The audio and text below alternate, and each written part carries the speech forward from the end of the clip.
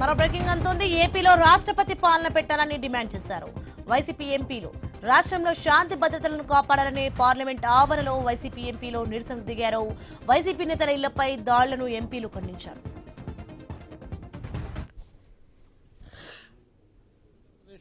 కూటమి ప్రభుత్వం గత 19 నెలల నుంచి కూడా వైఎస్ఆర్ కాంగ్రెస్ పార్టీ కార్యకర్తల మీద, వైఎస్ఆర్ కాంగ్రెస్ పార్టీ నాయకుల మీద అక్రమ కేసులు పెట్టి జైల్లో వేయటమే కాక దారుణంగా అటాక్ చేసి కార్యకర్తల్ని, కుటుంబ ప్రభుత్వ పార్టీ వర్కర్లు అటాక్ చేసి చంపే పరిస్థితులు ఉన్నా కూడా పోలీసులు ఎటువంటి చర్యలు తీసుకోవట్లేదు. మరీ ముఖ్యంగా గత వారం రోజుల్లో 3 ఫార్మర్ మంత్రుల్ని ఇళ్లకు పోయి అటాక్ చేసి, తెలుగుదేశం నాయకులు, కార్యకర్తలు, గుండాలు ఇళ్లకు పోయి అటాక్ చేస్తుంటే కూడా పోలీసు కేవలం సోద్యం చూస్తున్నారు.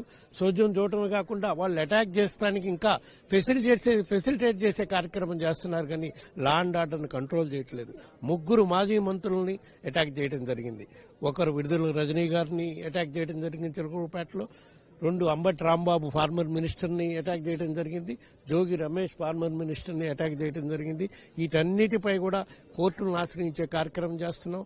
హోమ్ మినిస్టర్ గారికి విజ్ఞప్తి చేద్దామని అపాయింట్మెంట్ అడిగాం. హోమ్ సెక్రటరీ గారికి విజ్ఞప్తి చేస్తామని అపాయింట్మెంట్ అడిగాం. NHRC commission, national human rights కమిషన్కి కూడా విజ్ఞప్తి చేయడానికి ప్రయత్నం చేస్తున్నాం. వాళ్ళు అపాయింట్మెంట్ అడుగున్నాం కాబట్టి కేంద్ర ప్రభుత్వం దృష్టికి కూడా తీసుకెళ్తాం. ఆంధ్రప్రదేశ్ రాష్ట్రంలో లా అండ్ ఆర్డర్ పరిస్థితి అధ్వానంగా ఉంది. పోలీసుల సమక్షంలోనే కార్యకర్తల్ని, నాయకుల్ని, మాజీ మంత్రుల్ని కొట్టి వాళ్ళ ఇళ్లను తగలబెట్టే పరిస్థితి ఉన్నా కూడా పోలీసులు ఎటువంటి చర్యలు తీసుకోవట్లేదు. కాబట్టి కేంద్ర ప్రభుత్వం ఇంటర్వ్యూన్ అయ్యి లా అండ్ ఆర్డర్ పరిస్థితి చక్కబెట్టాలని చెప్పి కేంద్ర ప్రభుత్వాన్ని డిమాండ్ చేస్తూ ఉన్నాం. The ruling party in Andhra Pradesh is brutally attacking all rivals, including my YSR party workers, leaders.